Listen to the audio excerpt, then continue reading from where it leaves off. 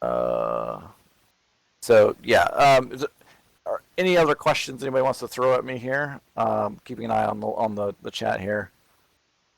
Like I said, as always, if I miss something, feel free to ask it again. I'll add something else different, Joshua.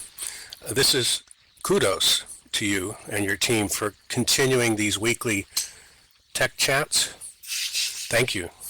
Yeah, you're absolutely welcome. It is the human interface, high tech, high touch. Keep it Yeah. up. Yeah, we this is something we like doing, and it's something Adam used to do regularly, but he's just got so buried that it kind of got by the wayside. So we wanted to resurrect it. Um, and we're all, as you said earlier, we're all very busy, but we do think this is important. That's why I carve out an hour for it every week. Um, and then it's important because, like we were talking about earlier, it brings to light issues that may be having that need more attention. Maybe I wasn't aware of, or as I said, that how the experience is outside of what we're doing. Because I know me personally as a developer, um, I don't spend a great deal of time like just wandering around the public regions of Sciencebase, you know, and talking to people and playing around with things. Just because I've got so much stuff to do, I'm usually focused on a specific task. Like I've got to, oh, we have white labels. We've got corporate clients and stuff that needs specific done. I'm usually doing that thing and then moving to a different task. Um, you know, Working on the viewer itself, working on the back end behind the viewer. So we, we we can be as developers detached quite a bit, and this helps bring, especially for me, it helps bring me back in and go, okay, what is the actual day-to-day experience like? And that's super valuable for us as well. So that's why I absolutely want to continue carving out an hour at least every week. Questions regarding cameras and camera controls. That is actually actively being worked on right now. We have a developer who probably haven't seen a whole lot of in the chat or the community. We have a developer named John, who's in Canada, who is currently working on the. He's fixing a bunch of bugs, and he's working on those camera updates. We had wanted him to work on it much sooner, but he had a higher priority task that had to be completed as part of our roadmap to launch. And that took way longer than anybody expected. Gnarly bug in there. But he's now working on the case as his sort of primary task. So hopefully we'll be able to have some camera updates to you. If not this week, then next week. Those camera updates will be going into a build very soon.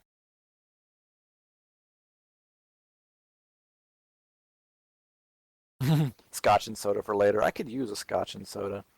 I'm actually more partial to rum myself. Red has a thought on something posted in general chat and posted to issues. Is there a way to add a button to the UI for creators only that could take him to the preview server?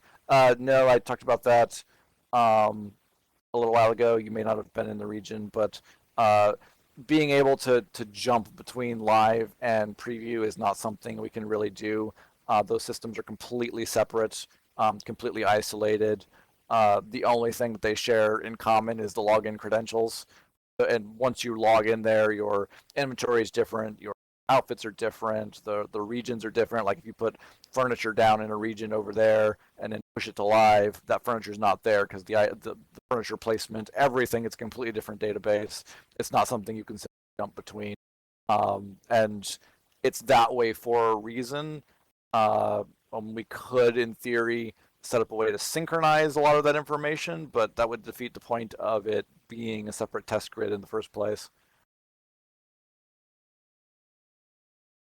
And yeah, it would shave a little bit of time, but I mean, honestly, it wouldn't shave a lot of time. Uh, Even if you could teleport directly to a preview grid, um, then I mean, it'd still be a functional teleport. You'd still teleport, load the region, If the region had changed, which it probably did because it's on staging, you'd have to download a new cached copy of that region. So, I mean, the time that you're saving is just like whatever time you'd be login screen pressing the login button. So, I mean, we're talking about saving, maybe 30 seconds to shut down and restart on the preview grid. Or you can just do what I do and run both simultaneously. Just have two sign spaces going, logged in on one to live and one to preview. That works too. Basically, the chat's being the same. The chat system is completely separate from anything else. The chat system is built on the back of XMPP chat standard, and it has its own dedicated chat server. That's all that server does is just that system, and that is that does cross the boundaries, but like that's because that connects to a specific server, and there's no preview chat server. But everything that's related to our system specifically, that's not relying on that open standard, is completely separate on the two systems. But yeah, you can run as many copies of ScienceSpace simultaneously as you want to. I often have 2 or 3 of them running. I may have one running. I've got 2 big monitors, so I often have one running on one running on the other to test like whether networking works correctly on an object or something. Is the other people in the region seeing the changes that I'm seeing? The easy way to test that is just to start up a second view.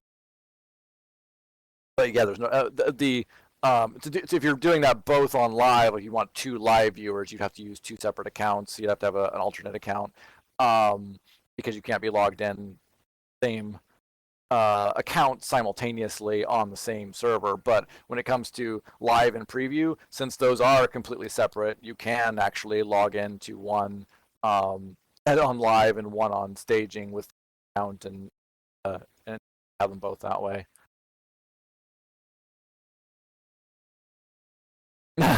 Question: has the Sinewave CEO posted a "in these troubled times" /coronavirus reassurance communication for the community asking for a friend?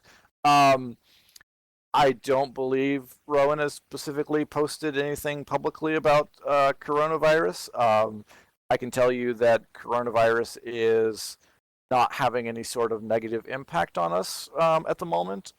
Quite the opposite, actually. It's everybody's staying at home. So everybody's turning online to get their entertainment and their work done. Yeah, we're fine. Coronavirus is not impacting us in any negative way. We're actually seeing some positive uptick as a result of everybody being home. Nobody that works for us is currently sick that we know of. So yeah, we're doing okay. Most of us already worked remotely anyway. We have our headquarters is in London, but the vast majority of our staff has been working from home since the beginning anyway. I work remotely from New York. I can't go into the office every day because that would be that would be across the ocean. Michelle's on the West Coast. She can't go to London every morning.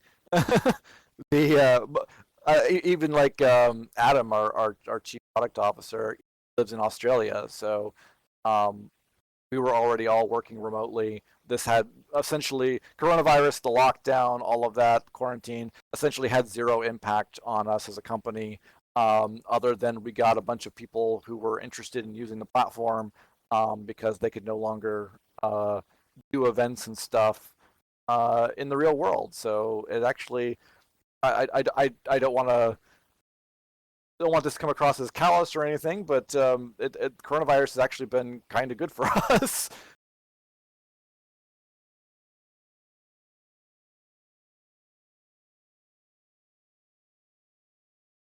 Not fun, but yeah, we're all going to the grocery store and finding the empty shelves, so that's gonna be exciting. We're probably gonna go today, and my wife and I, and see what the grocery stores look like today. Yeah, it's definitely not fun. I'm getting fed up of seeing my apartment now. Yeah, some people are going a little stir crazy there, but yeah. Jaden, you never leave. Actually, that's not true. I do go to the cinema on a Saturday. Oh, that's true.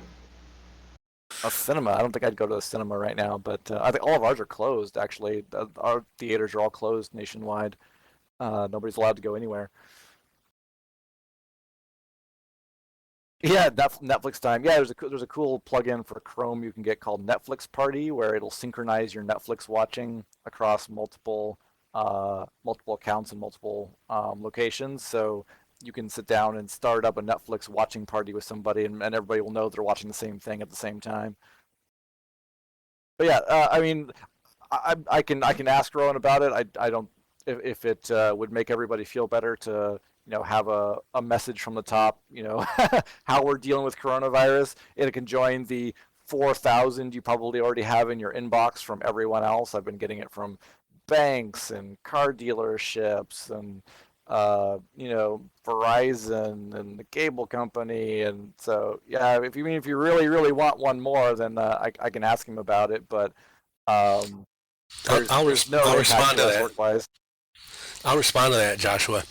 I, on the one hand, you're absolutely right. Even my local car company has sent a reassuring message that Yeah. they are there if our car needs repair. But if you think about it, how do you go to the grocery store?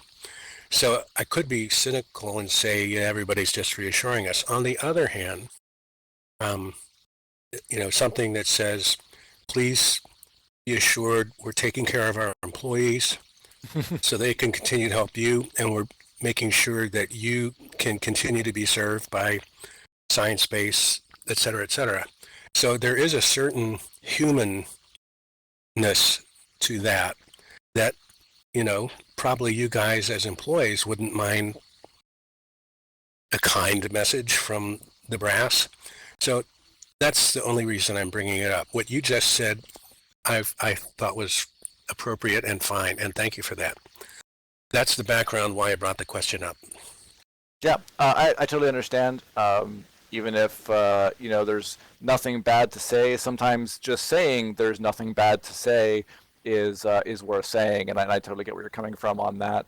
I'll ask Rowan about it. I don't know if he would do like an email blast, but it might be like a blog post or something that he might be interested in doing. So I'll find out if that's something that um, he feels like he can break free for a little bit and write something. Like I said, it wouldn't have to be very long because there's not much to really talk about other than we're all fine, nobody's sick, this isn't impacting anything we're working on, and we're going to continue to be here, and Science Base is going to continue to be here, and there's nothing to worry about on that front.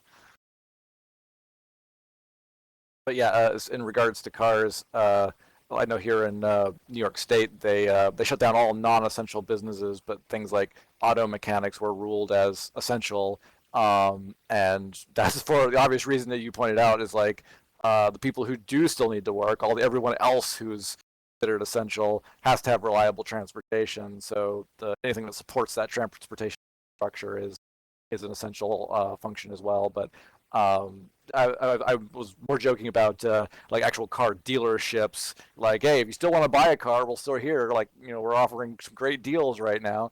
I have a neighbor who is a car salesman, and he's selling cars from home right now. Somehow, you can't test drive them and you can't look at them. But I guess if you already know what you want, you can place an order with him. I haven't had any messages from my car dealership, but I've had lots of interesting offers of reductions on things to purchase because all of the companies are trying to keep afloat. Yeah, we keep getting notifications from local businesses like, hey, we're doing curbside service here. We'll bring donuts out to your car. Or my wife needed some crafting supplies the other day, so we rolled up to a Joann's crafting store, and they have a table out on the sidewalk, and you call them, and they come out and they put your order on the table and then back away and go inside, and then you can get out of your car and come get the bag they left for you on the table. Very weird world. Yeah, a lot of our local restaurants here, the state automatically converted all liquor licenses into takeout licenses. Restaurants here, like, yeah, if you want, you can come in, and instead of buying one cocktail, you could buy a pitcher of pre-mixed cocktail that's the equivalent of like 6 glasses, and you just buy the whole pitcher and take it. like in a pre-made container. So it's a very weird world out there. But everybody's like, we're still here, we're still making stuff. Please come buy stuff. So we've been trying to order from places that our favorite places. We want to make sure they make it through this to take advantage of some of these delivery and curbside options, just so that we feel like we're supporting those businesses that we want to still be there when this is all over. Hi, Stroker. Yes, this is the technical office hours. We just had a bit of a divergence onto how coronavirus is impacting the company and all of us. Short answer: not impacting Science Space at all. Uh, everybody else is just having fun navigating their local quarantine restrictions.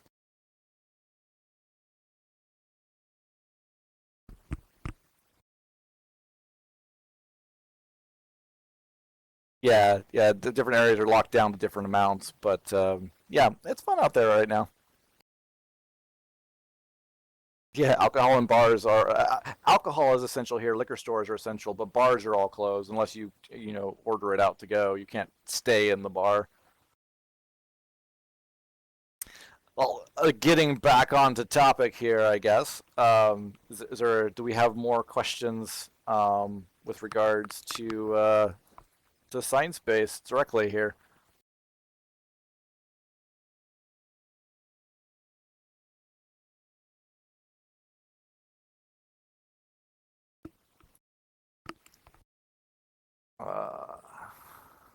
Uh, we there is a forum thread up where people can post questions in advance. Also, we checked it and there didn't seem to be um, any more recent ones posted recently. So just getting awareness of that out there. Like um,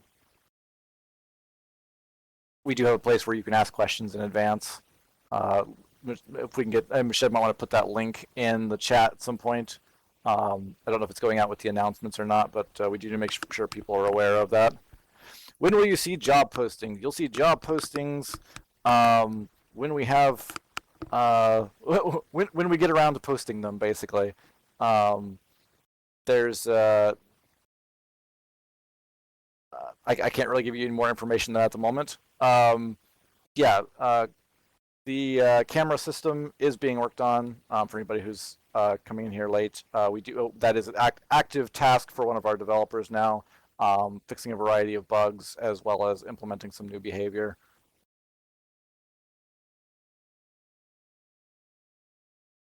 Uh, Jamie says, took a tour of Sign a while back, did the virtual workspace thingy. It looks quite old. It should be updated. If you want to compete virtual for work, meetings, or trainings, we absolutely agree. That was actually the main, our main focus for the last couple of weeks has been on last, uh, what we're, what this platform can offer in terms of that sort of online work stuff, uh, virtual, and I mentioned briefly at the beginning that we have some really cool new collaboration tools specifically for using the platform for for that sort of like, okay, we need to meet environment, things like screen sharing, webcam sharing, a whole bunch of other a lot of stuff that really facilitates that. Um, I said that how that's going to make its way into the public grid, we don't really know yet. There's a lot of hardware and services around making that kind of thing possible and reliable and useful. That means there's an ongoing, like per, I think it's rated like every 1,000 minutes charge or something, 1,000 user minutes. But um, the uh, so we would have to. So if we were going to put that on the main grid, we have to work out some way to, is that something only premium accounts can use if they're paying for it, or is there like a separate subscription for that? At the moment, we're using those for white label grids, which are separate grids that corporate entities or educational entities, whatever, are already paying for to have their own sort of infrastructure set up, and so the costs are so that are rolled into um, their already existing payment for that, so that's already set up. But yeah, absolutely, we're aware that what we had in terms of collaborative ability on the platform up until now was not adequate for large scale use.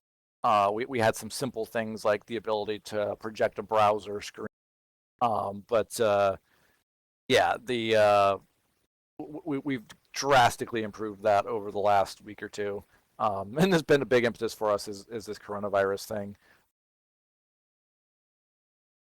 It won't matter if you can't get people in to begin with. That's a separate issue. Like what you experience on the main grid as a on the public grid as a user um, coming in and just dropping into the middle of the main grid, which is a sort of unfocused, just socialization grid. Do whatever you want to here. People can make whatever they want to. They can look like whatever they want to. It's a very different environment. Other like white label grids that are specifically set up for corporate use. Because in those situations you have, oh, this grid is for this company. That company facilitates bringing their own people in and training them to use them. So very different onboarding a corporate environment on purpose versus random people just connecting to the platform and going, huh, what can I do here? And like I said, that's not really something we do need to, our onboarding experience is something that we are actually in the middle of overhauling. We have a whole new onboarding system that's in progress that we want to roll out for our launch. And so that's going to help. There's going to be a lot of changes there with how the user arrives at our website, how they get into the world, what they do once they get here. There's a lot of there's a whole focused effort right now around rebuilding our entire onboarding experience.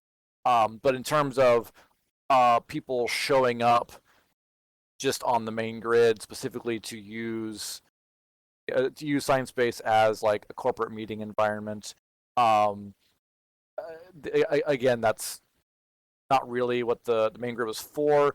We could facilitate that because those same tools would work here, but we'd have to have a conversation with them, and so about how that's paid for and where that kind of sort of system can be, how many users. Anybody who wants to use ScienceBase for corporate meetings, that sort of stuff, we really should be talking to them at that level as a corporate entity approaching ScienceBase rather than just somebody who logged in the main grid and just wants to start holding meetings at Welcome Center or whatever.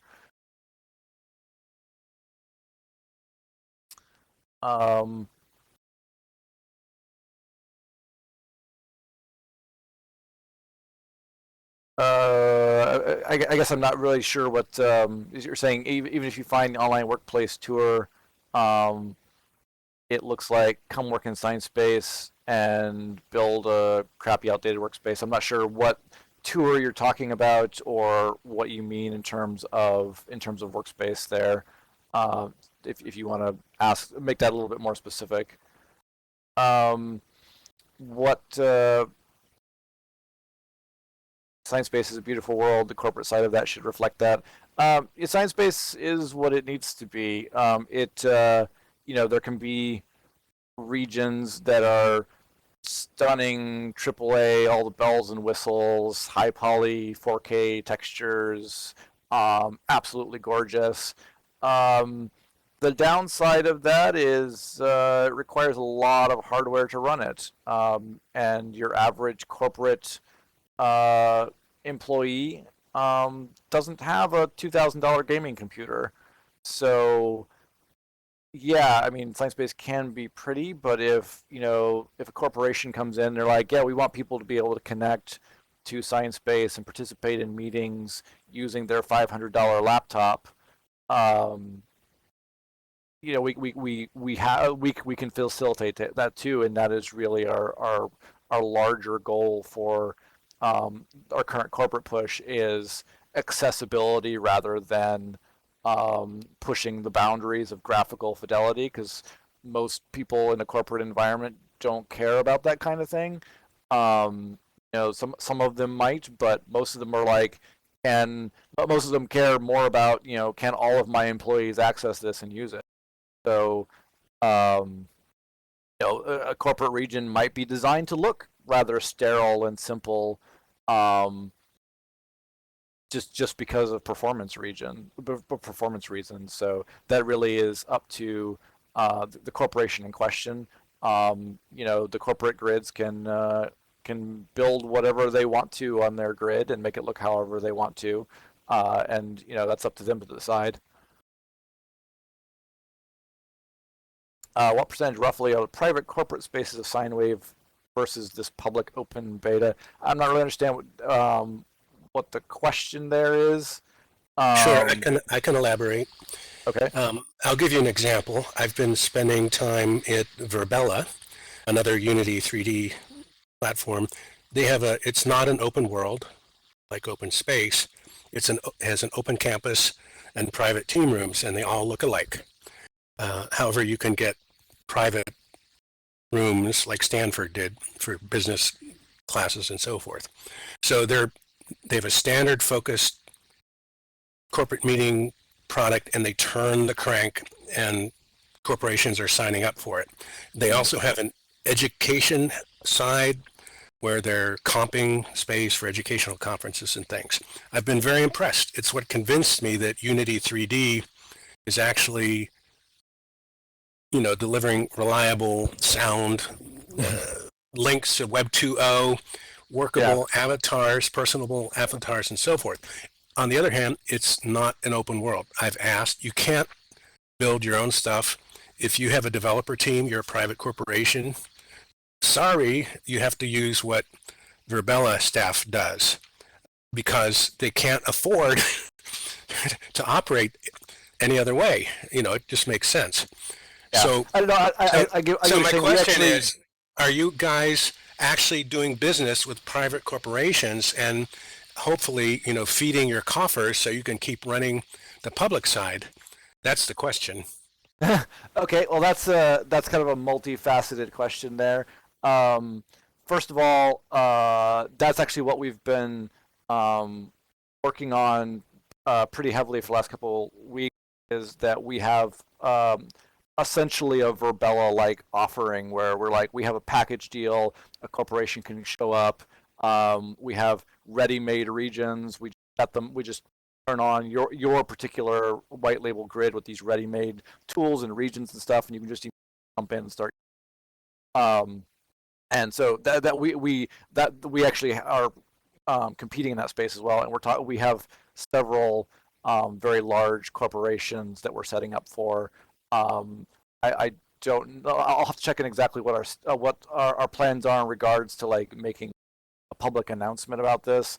If that's going to happen, as to the actual product offering, it'll probably be either the end of this week or early next week. But yeah, we do have some competition in that space. In terms of who and how many, obviously it's not something we can really discuss in great detail for privacy reasons. So if a corporation signs on with us, you may never hear about it, just because that's up to them to disclose. You might hear about it. It just depends. In terms of like feeding the coffers for the public grid, those are not connected in any way in our mind. The public grid is meant to be its own standalone thing that's self-sufficient, and it's not relying on us having big corporate clients in the background bankrolling it. That's not the way it's set up. That's not the way we want it to work.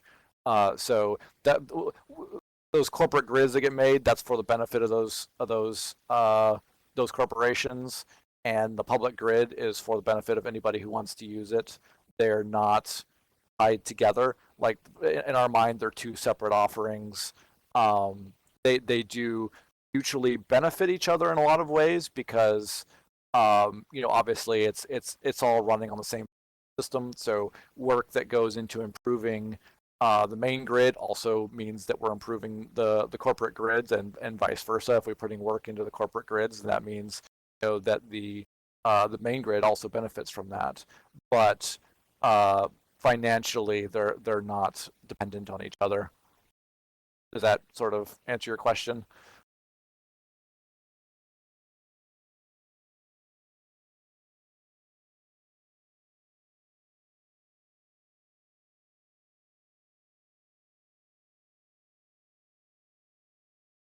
Yeah. Yeah. You know, we're not high fidelity. We're not Sansar. I understand. People are a little bit jittery with what seems like a an abundance of virtual worlds going belly up over the last year because there was High Fidelity, there was Sansar, there were several ones. Sansar is technically still around. It's just it has a new ownership. Their main problem is um, not so much even lack of funding. They just never could build a user base for it. We have I have my own personal theory as to why that is, but not relevant here. Um, but we operate very differently than they do. We've actually been around for uh, 12, 15 years now or something like that. And so, I mean, that sounds like you may be thinking, oh, why didn't I hear about it before? Or, what is, why are we just now, doing a sort of public launch if that's the case, if it's been, so long. But Sciencebase has been, and the people behind Sciencebase have been the same people reliably, consistently, years and years. We've been here for a long time. Um, Financial side of it is well thought out. It's sustainable. It's we all that work has been done, and projections. Obviously, um, we're not omniscient. We don't have a crystal ball in our hands, but we've done our homework, and we've been around for a long time, and we're sustainable, and we want to be uh, sustainable in multiple different ways. Like I said, the main grid is supposed to be sustainable by itself, and that's largely driven off of content sales. Um, People can get subscriptions and that kind of stuff. They want to up their account and have bigger regions or more regions or whatever. But the marketplace is really our main focus there in terms of sustainability. And then the corporate grids, they just sustain themselves separately because they have, um, they have a company that's buying a packaged product from us, and buying support deals and that kind of stuff like you would typically expect from an enterprise sort of offering. Are there new marketing plans in the future, advertising, et cetera? Absolutely. I can't really tell you a great deal about them right now.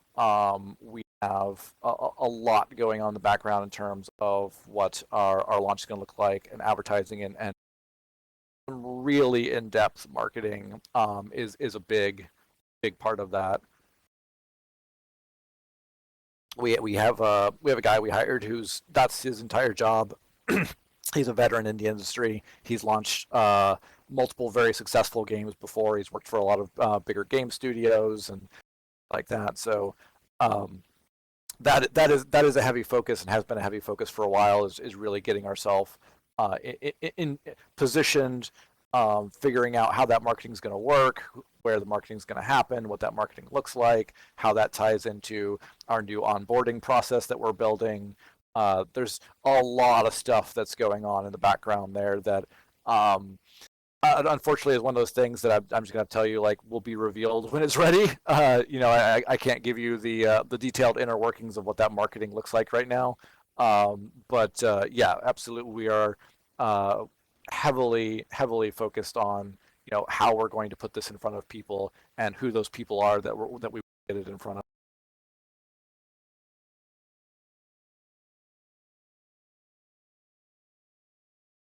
Is it true that Sinewave invented OpenSim? Not quite, but not exactly wrong. Um, Adam Frisbee the one of the founding members of ScienceBase. Adam is our chief product officer, and he ScienceBase is kind of his baby. He's the driving engineering force behind Space. Adam Frisbee was one of the original developers of OpenSim as well. So we as a company did not invent or create OpenSim, but the people who work for us now did help. Were founding members, founding creators of OpenSim before before Sine Wave. So those same people are involved, but that's not a Sine Wave product.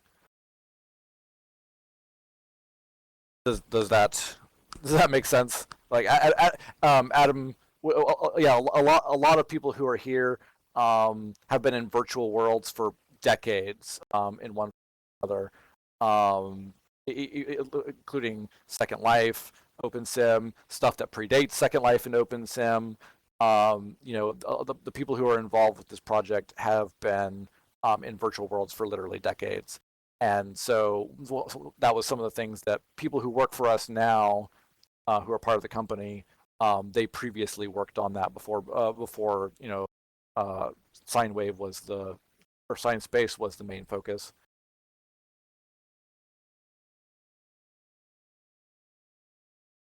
That was actually kind of one of the impetus for ScienceBase was OpenSim was an impressive technological achievement. They reverse engineered they reverse engineered Second Life basically. But whenever you reverse engineer something, you have to accept the limitations that come along with what you reverse engineer. And so it's like that was cool, that was impressive, but you know can't be saddled with those limitations.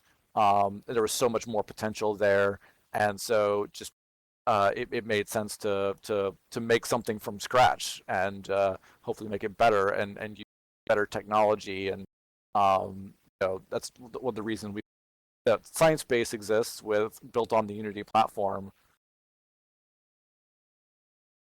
Yeah, you've been in virtual worlds for 20 years. I've been in virtual worlds for I guess it depends on how you define virtual worlds. Like my start in virtual worlds goes back to like the Moo and Mud text-based virtual worlds. When I was like 10 years old, is where I got my start. So yeah, that we all have tons of of virtual world experience, and that's one of the past.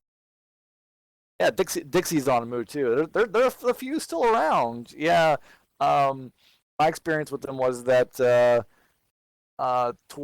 as worlds like Second Life and stuff started ramping up, the people that were left in the Moos were and Muds and stuff like that were primarily people who were blind because they could play them with screen readers. And yeah, there's still some out there that are active though. But like I said, a lot of them are full of blind people because they can't play graphical games, but they can play text-based games when their computer reads out to them what's happening. Kind of cool, but it's kind of turned into a niche product.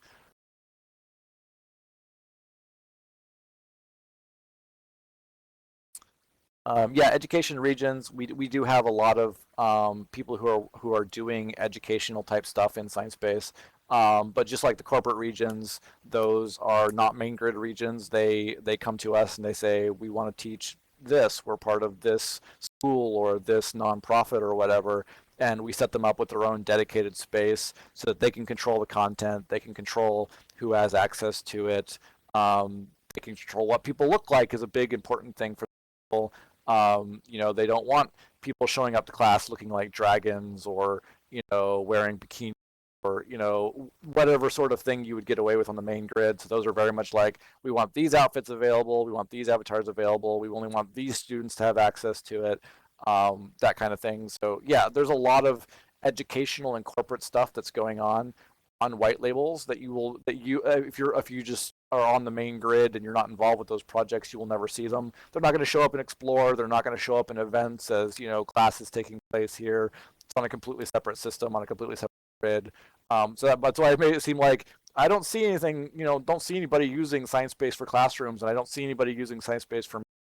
That's because they're deliberately doing it behind closed doors, where they have complete control over it. They have their own grid, and their own access restrictions.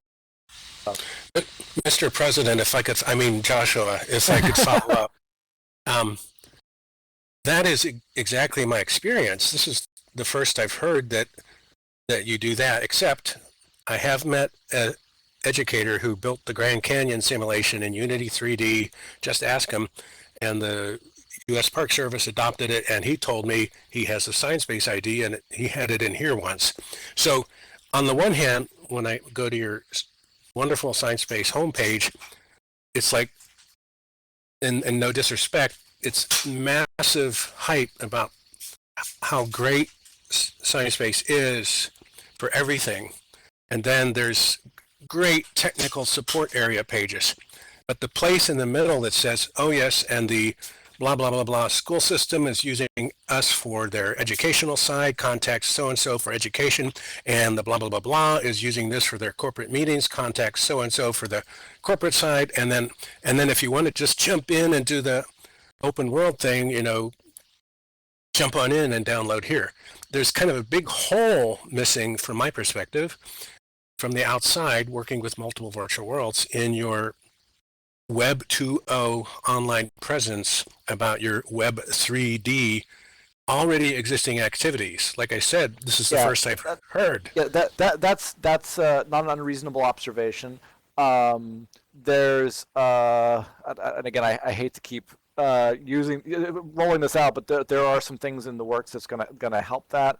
I there's reasons I can't talk about them in great detail right now. But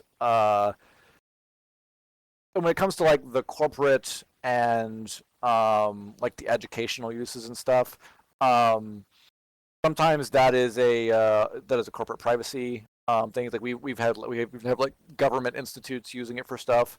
So sometimes it's like they just don't want this publicized, or in some cases, like we've got one at where they're deliberately sort of marketing it as its own standalone thing that's not Sciencebase, but uses our architecture and our viewer and everything underneath branded.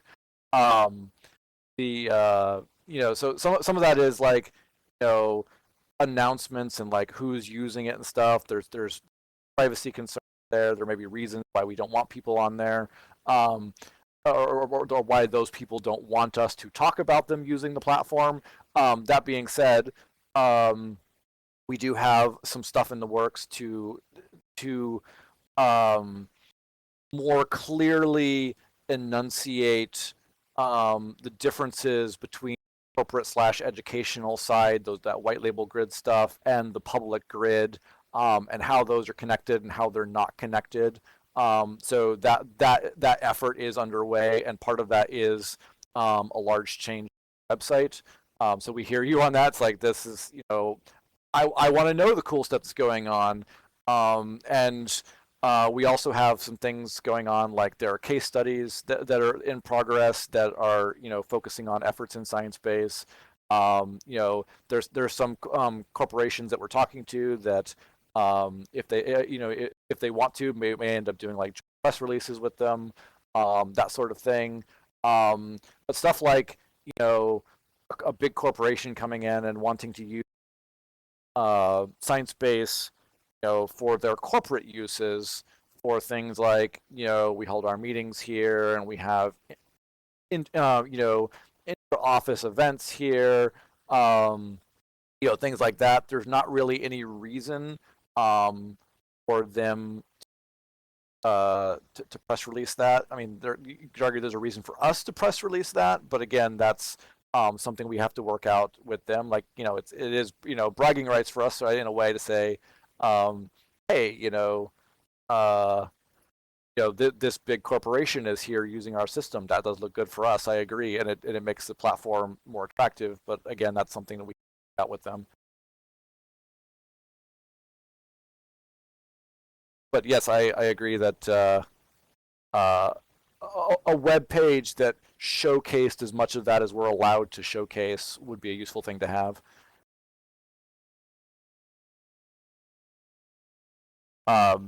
And as far as like who to contact, really any of us.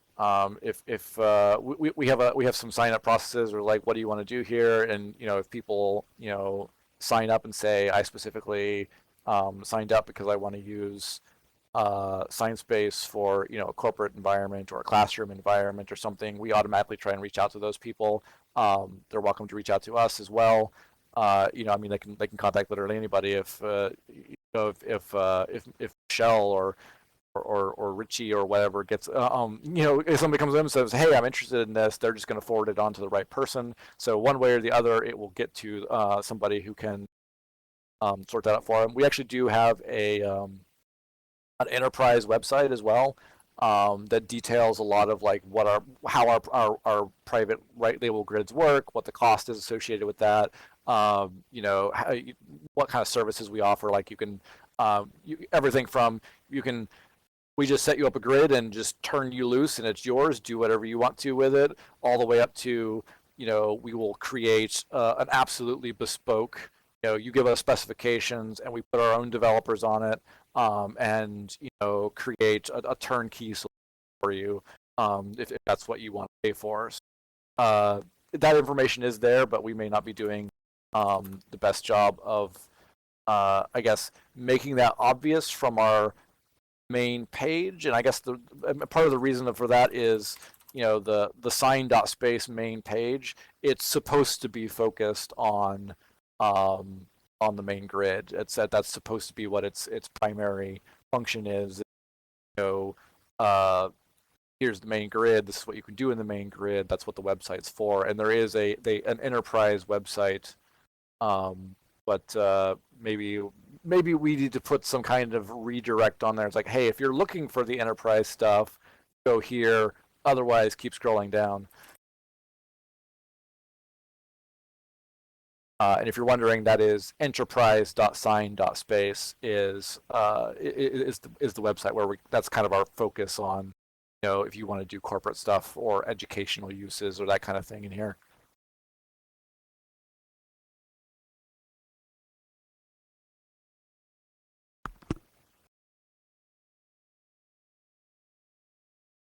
Yeah, knowing cool stuff does make it easier to attract friends and colleagues. The perception thing is absolutely accurate.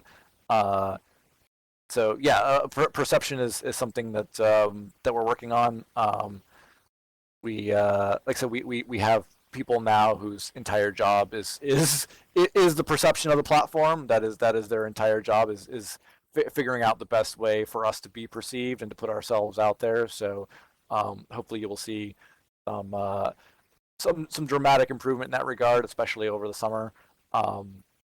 So that's about really all I can say about that at the moment. Like I said, there's a lot of efforts going on in the background regarding marketing and presentation and website and experience and user onboarding and all of that kind of stuff, which it's kind of frustrating for me to not be able to talk about, and it's kind of frustrating for you for me not to be able to tell you what's going on, so you know that. But it's unfortunately the way things are at the moment.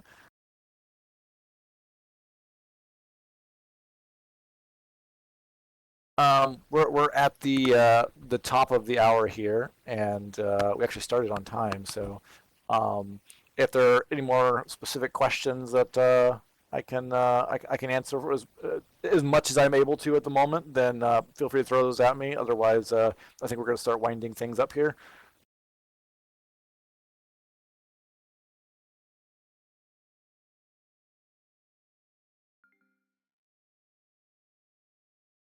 We have somebody just joining us now.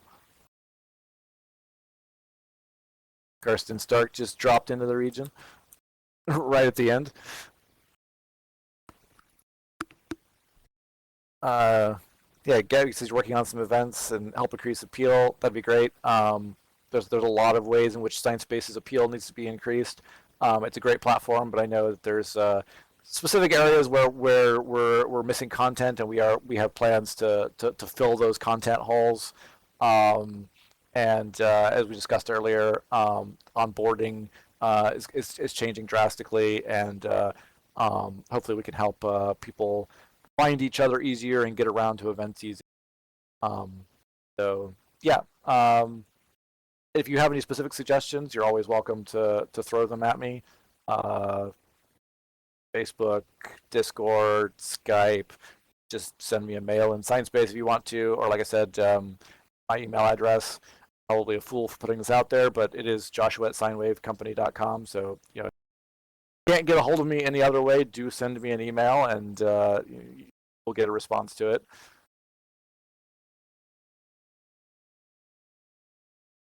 Yeah, the community, expanding events and making events easier to run and easier to find is definitely a huge part of our focus. As part of, especially as part of the new onboarding experience, we want people to come in and not just feel comfortable here and learn how to get to to change their avatar and stuff like that, but we want to try our best to funnel people into events that we think that they'll enjoy. Because if we can hook people on events, then that's what really keeps people bringing back. It keeps people coming back.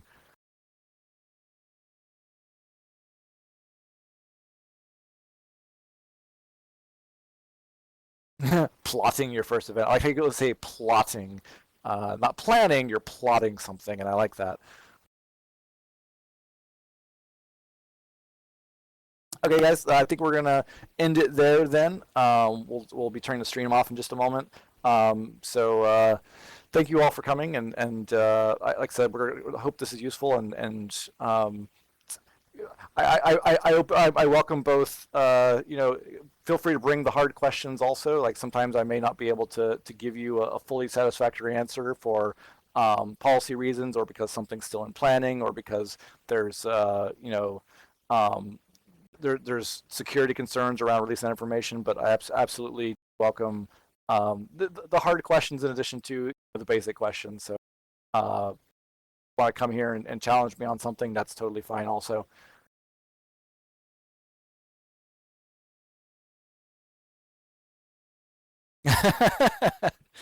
All right.